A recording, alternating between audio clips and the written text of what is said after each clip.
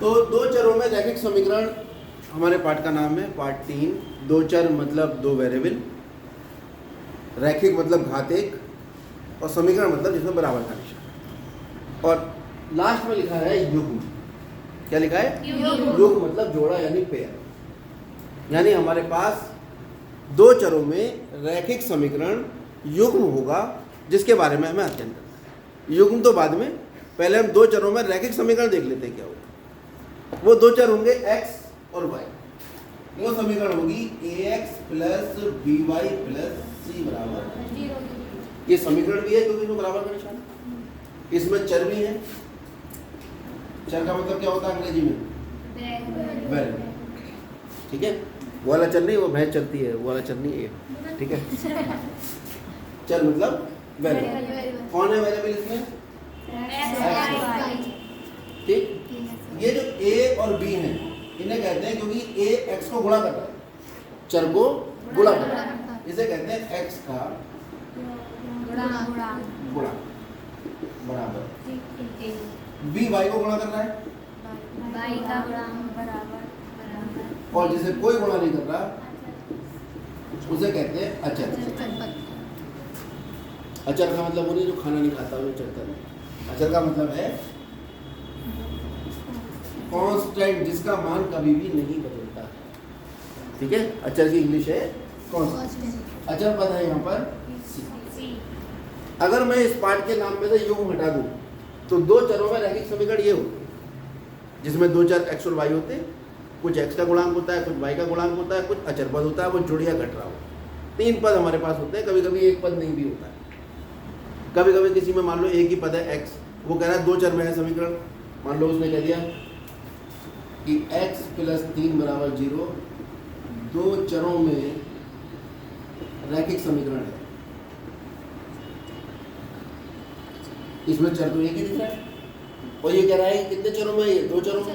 तो हम लिखेंगे इसे h प्लस 0 y प्लस 0। अगर दो चरों में समीकरण है और एक चर दिखाई दे रहा है, इसका मतलब दूसरे चर का गुणांक कितना है? 0। मैंने आपको बताया था 0 को किसी से भी गुणा करो क्या आता है? 0। और 0 को किसी में भी जोड़ दो, उसका कोई फर्क नहीं। बात समझ में आ गई? तो अगर वो दो चरों में स्पेसिफिक कर देता है, यानी दो चरों की बात करता है, तो समीकरण कुछ इस प्रकार का होगा। मोटी मोटी बात ये होगी, इसमें चर कौन कौन होंगे? x और y। ये सब पढ़ते आए हो बचपन से। यहाँ थोड़ा सा आगे हर क्लास में थोड़ा सा जुड़ जाता है, जितना पीछे पढ़ा है उससे थोड़ा और आगे मिल जाएगा। ये x का गुणांक a हो गया और ये y का गुणांक b हो गया। अच्छा बस सी। चलिए एग्जाम्पल ले। ये रेखा गणित किस किसने पढ़ा है? नाम सुना रेखा गणित का? किस किसने सुना है? आलोटा एक ही बच्ची ने सुना है बस। चलो, बीज गणित का नाम सुना? बीज गणित। तो ये जो हम पढ़ रहे हैं इस समय, और जो हमने अभी पाठ पढ़े हैं, ठीक है, बहुपद और ये वाला पाठ, ये बीज गणित का भाग है। बीज गणित को कहते हैं अलजेब्रा। क्या कहते हैं?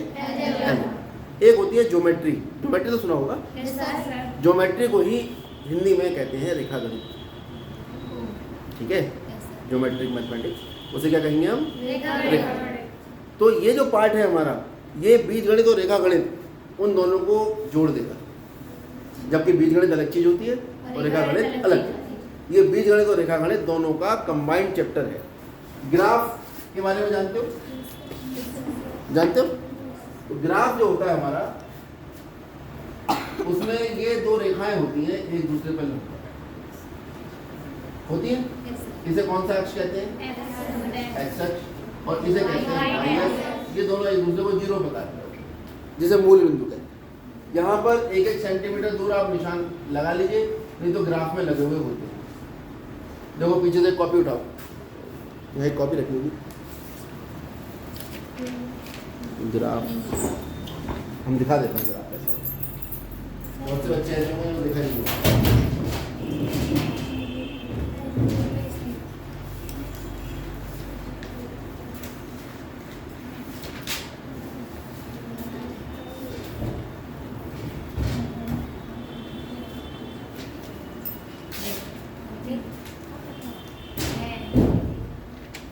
देखिए ये है ग्राफ,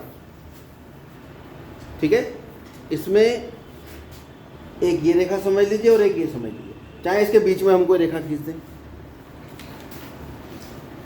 चाहे पैमाना रख के ये खींच दें। एक हमने ये क्षैतिज रेखा खींच दी और एक हमने लंबा खींच दी।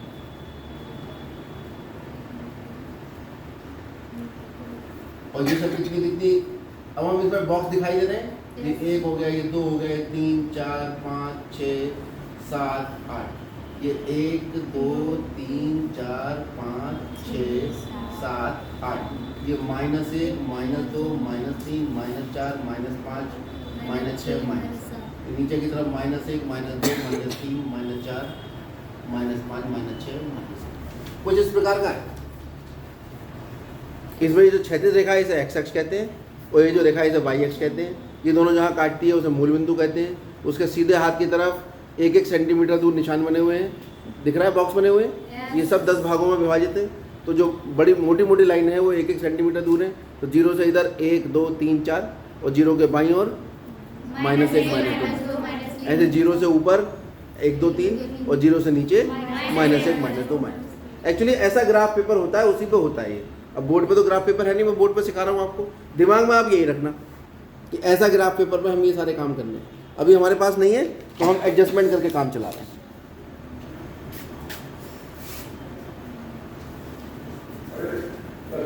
-1 -2 -3 -4 -5 -6 1 2 3 4 5 6 और ये -1 -2 -3 अब मान लीजिए मेरे पास एक समीकरण है, 2 चरों में रैखिक समीकरण।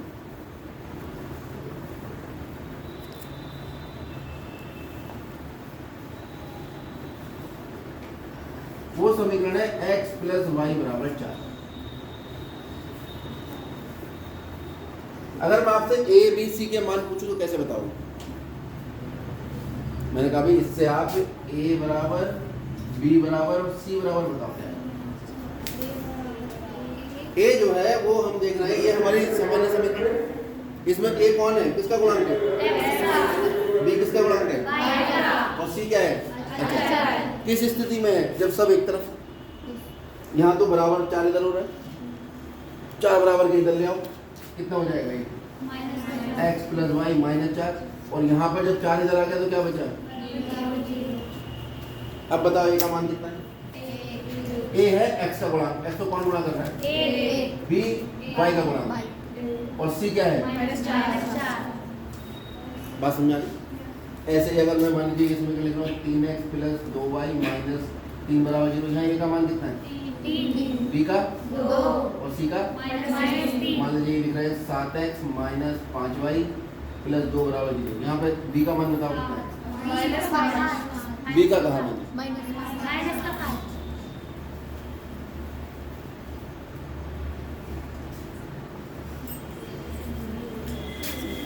कितना है b का मान, माइनस का मान, a का मान और c का मान 2। जो x का गुणांक है वो a है, जो y का गुणांक है वो b है, और जो अचर पद है वो ये दिमाग में बैठ गई बात। yes, अब अगर इसको थोड़ा सा और आगे बढ़ाते हैं बात को,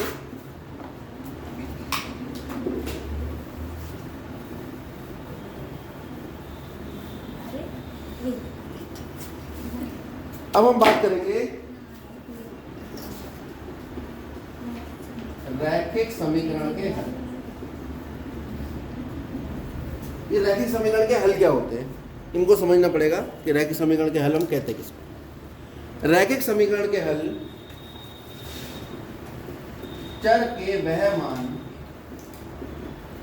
जो समीकरण के बाएं पक्ष को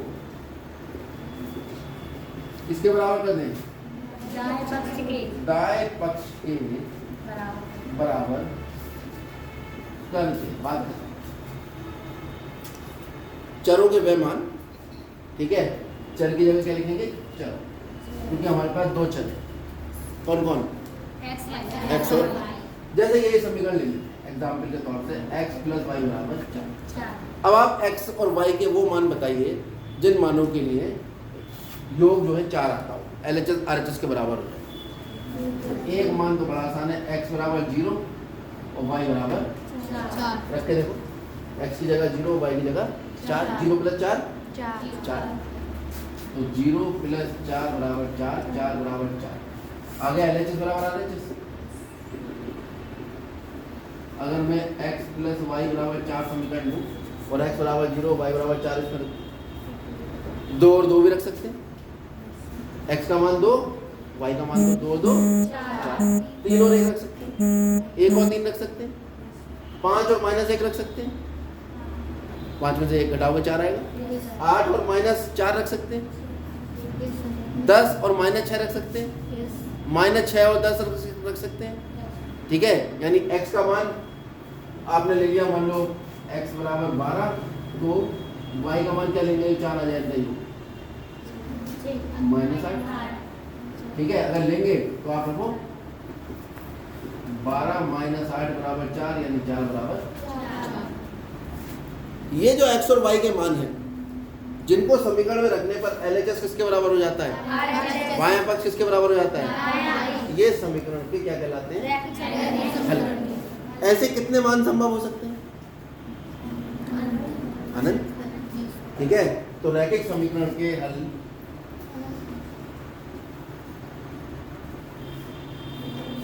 हल कितने होते हैं, अनंत होते हैं। कोई दिक्कत इसमें, ये समझाने के लिए था सर, आपके समझ में आ गया होगा। अब सवाल ये उठता है, हल निकलते कैसे। ठीक है, एक सबसे आसान तरीका जो आपको कक्षा 9 में सिखाया गया कि x प्लस वाई बराबर 4 है, तो आप ऐसा करो, y का मान x के पदों में निकालो, y का मान x के पदों में। क्या किया मैंने, ये y का मान x के पदों में ज्ञात किया। और अगर मैं x बराबर लिखता हूँ 4 माइनस वाई, इसी समीकरण में x को यहाँ रख रहा हूँ, y को इधर ले जा रहा हूँ, तो ये क्या हो रहा है, ये x का मान है y के पद।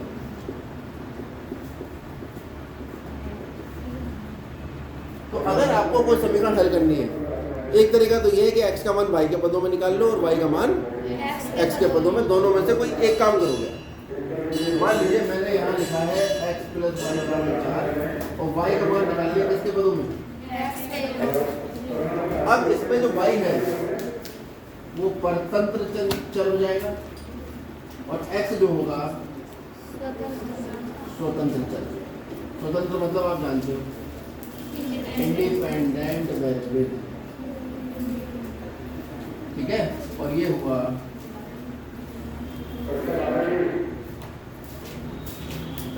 डिपेंडेंट।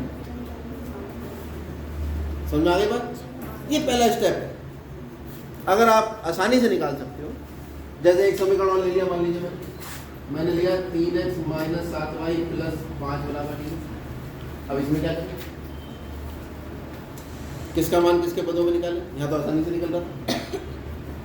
तो क्या करेंगे, माइनस 7y अपनी जगह रोको, 3x 5 इधर चला गया माइनस का, माइनस 7y बराबर माइनस 5 माइनस 3x और y बराबर माइनस 5 माइनस 3x बटे 7। पूरा 7 गुणा करता है, ये जाके करेगा बाहर। ये y का मान किसके पदों में निकाला, x के। यहाँ थोड़ी सी मुसीबत महसूस हुई, यहाँ बड़ी आसानी से निकल आया। ठीक है, जब हमने x का मान y का मान x के पदों में निकाला तो x कैसा हो गया, स्वतंत्र। स्वतंत्र कौन, तो स्वतंत्र का मतलब स्वतंत्र होता है। तो x स्वतंत्र है किसी भी मान को लेने के लिए। यदि हम x का मान अपनी तरफ से मान लें, यदि x बराबर 0 हो सकता है, यदि x बराबर 1 हो सकता है और यदि x बराबर 2। यदि x बराबर 0 लेंगे तो y का मान कितना आ जाएगा, 4 माइनस 0 कितना है, 4। यदि x बराबर 1 लेंगे तो y बराबर 4 माइनस 1 यानी 3 और x का मान 2 लेंगे तो y बराबर 4 माइनस 2 मतलब 2। यानी x का मान 0 ले रहे हैं तो y का मान कितना आ रहा है, 4। और यदि x का मान 4 ले लें तो y बराबर 4 माइनस 4 कितना आ गया, 0। तो आपने एक चीज देखी कि जब हम इस समीकरण में जो रैखिक समीकरण, रैखिक का मतलब होता है दोनों की घात 1, चर की घात एक है तभी रैखिक है, चर की घात एक नहीं है तो रैखिक नहीं है। तो x का मान 0 लेने पे y का मान हमेशा कितना लेना पड़ेगा मुझे? 4, क्योंकि दुनिया में x का मान 0 में 4 जोड़ने पर ही 4 आएगा। जैसे x का मान 1 लिया, अब 4 लाने के लिए y का मान कितना निकल के आया? 3। या तो अपने आप सोच लो, और यहाँ पे अपने आप निकल के आ रहा है। किस प्रक्रिया से निकल के आ रहा है? आपने y का मान लिखा x के पदों में और x का मान अपनी मर्जी से लेना शुरू कर दिया। x का मान 0 लिया तो y का मान 4 माइनस 0 कितना आया? कितना आया? 4 आया। ठीक है, इसको हम इस तरह से बॉक्स में भी दिखाते हैं। ये सब कक्षा 9 की बातें बता रहा हूँ, इसमें अभी मैंने कक्षा 10 शुरू ही नहीं किया है। ये सब कक्षा 9 चल रहा है इस समय। ठीक है, कक्षा 10 में इसके बाद शुरू करूँगा। पता लगा यही नहीं आता होगा कक्षा 9, तो कक्षा 2 तो 10 तो समझ में नहीं आएगा। अब क्योंकि x बराबर कितना निकला? 0 और y बराबर कितना आया? 4। x बराबर 1 तो y बराबर कितना? 3। x बराबर 2 तो y बराबर कितना? 2। और x बराबर 4 तो y बराबर कितना? 0। समीकरण x प्लस y बराबर 4 के क्या है? और कितने हल निकाल सकते हैं हम? अनंत। ठीक है, और हल निकालने का तरीका है, एक चर को स्वतंत्र मान लो, एक चर को परतंत्र। जो स्वतंत्र है उसका मान अपनी मर्जी से कुछ भी मान लो, 12, 13, 15, 18, जैसा तुम्हें ठीक लगे। और वो जो स्वतंत्र चर है जब उसका मान रखोगे तो परतंत्र वाले का मान निकल कर आ जाएगा।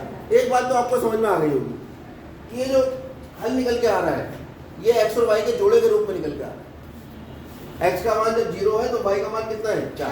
x का मान 0 होने पर y का मान 3 नहीं है, इसका मतलब ये विशेष जोड़ा है। ठीक है, 1 का किसके साथ जोड़ा बन रहा है? 3, क्योंकि 1 के साथ में 3 लिखोगे तभी उनका योग 4 आएगा।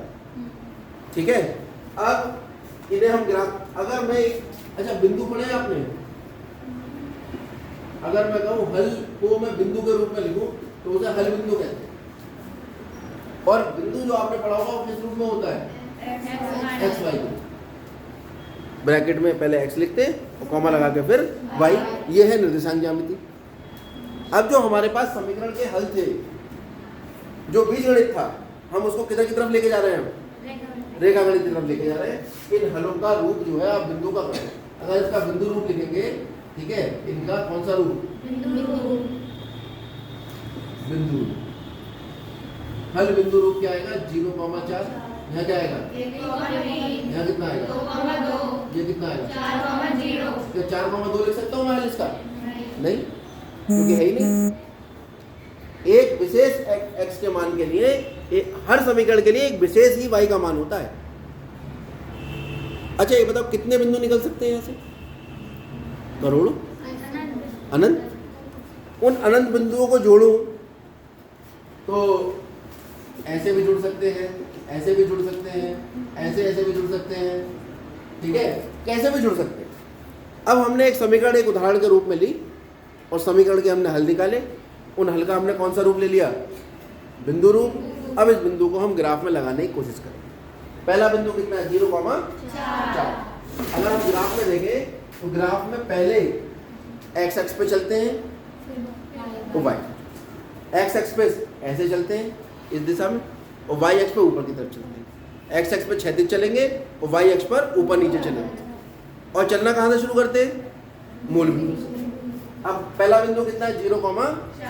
तो x अक्ष पे कितना चलोगे? 0 चलना ही। y पे कितना चलना है? 4। प्लस का है माइनस का? प्लस का है तो ऊपर चलो, माइनस का है तो नीचे चलो ऊपर। ये कितना बिंदु है? 0,4। दूसरा हल कितना है? 1,3। यानी 0 से पहले x पे चलेंगे 1 और y पे चलेंगे 3। उसके बाद 2,2। x पे पहले 2 चलेंगे फिर y पे 2 चलेंगे। उसके बाद 4,0 कितना है? 4। यानी x पे चलेंगे 4 और y पे चलेंगे 0। समझ में आ गई बात? अब इन तीनों बिंदुओं को मिलाओ जरा और आगे बढ़ाओ।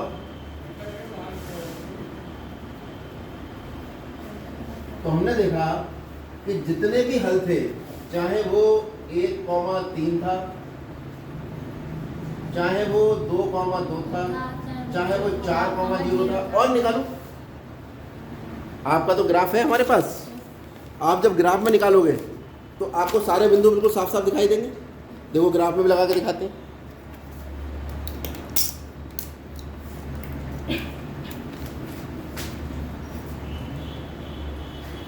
पहला बिंदु है कितना 0,4, तो x0 y4 या दूसरा बिंदु है 1,3 x1 और y3, दूसरा है 2,2 ये आ गया x2 ऊपर की तरफ y2, फिर 4,0।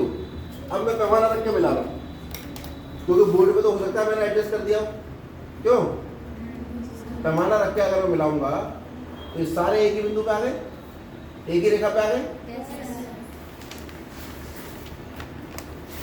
अब और क्या खास बात है इसमें, अब इस सरल रेखा पे अगर मैं ये वाला बिंदु ले रहा हूँ, और भी तो बिंदु आ गए, इसमें तो करोड़ों बिंदु आ गए ना।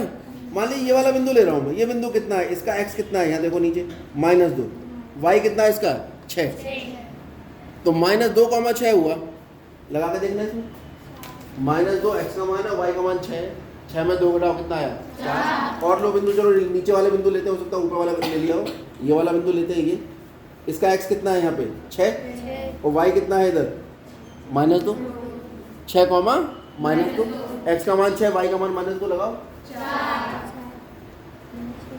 ऐसे ही जब आप फुर्सत में बैठ के जब ये ग्राफ बनाओगे और इस पे जितने भी बिंदु दिखाई दे रहे हैं इस सरल रेखा पर, वो सारे के सारे इसका हल निकलेंगे। ये तो बहुत बड़ी बात हो गई। इसका मतलब एक दो चरों में जो रैखिक समीकरण है उसके जब हमने हल निकाले और हमने जब ग्राफ में लगाए तो क्या निकल कर आई, एक सरल रेखा। क्या निकल कर आई? इसका मतलब प्रत्येक दो चरों में जो रैखिक समीकरण है वो किसके रूप में निरूपित हो सकती है? सरल रेखा के रूप में निरूपित हो सकती है। सरल रेखा बनाने के लिए कितने बिंदुओं की आवश्यकता है? केवल 2 बिंदु हमें पता हो। तो अगर मैं किसी समीकरण के केवल 2 ही हल निकाल दूं, और कैसे निकालते हैं 2 हल? सबसे आसान हल होते हैं, एक बार x0 रख लो, y का मान 4 आ गया, एक बार y0 रख लो तो x का मान 4 आ गया। तो 4,0 और 0,4, एक 4,0 लगाया, इसमें 0,4 लगाया, दोनों को मिला दिया। अब बाकी जितने भी बिंदु इस पर हैं वो सब इस सरल रेखा के क्या है? हल है। और आपको आज ये ज्ञान प्राप्त हो गया कि एक दो चरों में रैखिक समीकरण अगर होती है तो वो ग्राफ पे किसको निरूपित करती है? एक सरल रेखा को निरूपित करती है। और सरल रेखा पर स्थित प्रत्येक बिंदु उस समीकरण का क्या होता है? हल। ये वाली बात आप नोट करो, यहां लिखो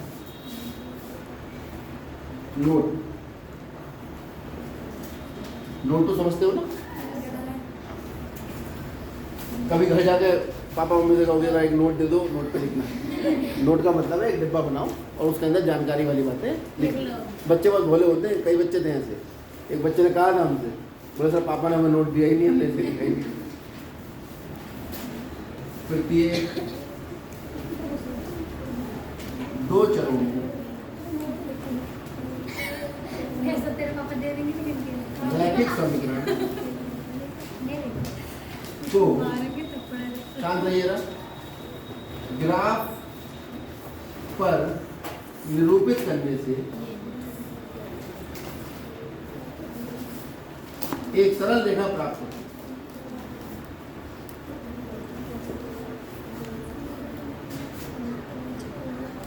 और सरल रेखा पर स्थित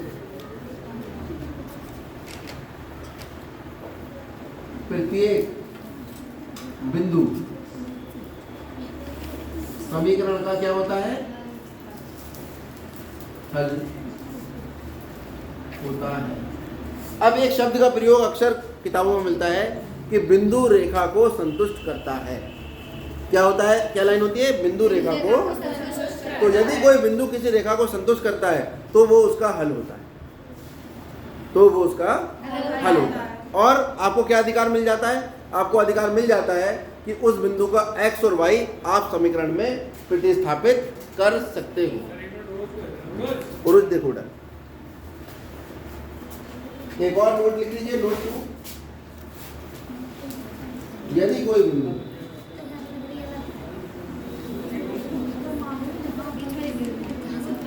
रेखा के समीकरण को संतुष्ट करता है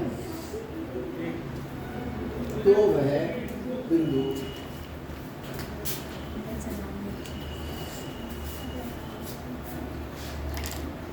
समीकरण का क्या होता है, हल होता है। अर्थात ज्यादा नहीं बता रहे, केवल हम बता देते हैं x और y के मान समीकरण में प्रतिस्थापित करने पर समीकरण का LHS किसके बराबर हो जाएगा, समीकरण के RHS। ये पूरा 9वें का ज्ञान है, मैंने अभी इसमें कुछ भी 10वें का ज्ञान ऐड नहीं किया। प्रत्येक दो चरों में रैखिक समीकरण के अनेक हल बिंदु हो सकते हैं। वो हल बिंदु समीकरण को संतुष्ट भी करते हैं। उनको ग्राफ पे लगाते हैं तो वो एक ही रेखा पे स्थित होते हैं, और एक ही रेखा पे स्थित समस्त बिंदु उस समीकरण के हल होते हैं जिस समीकरण के हल को हमने यहाँ x और y के मान को बिंदु के रूप में लेकर जोड़ा है। क्लियर हो गई बात। अब पहुंचेंगे हम कक्षा 10 में। पहले आप इतना उतारो।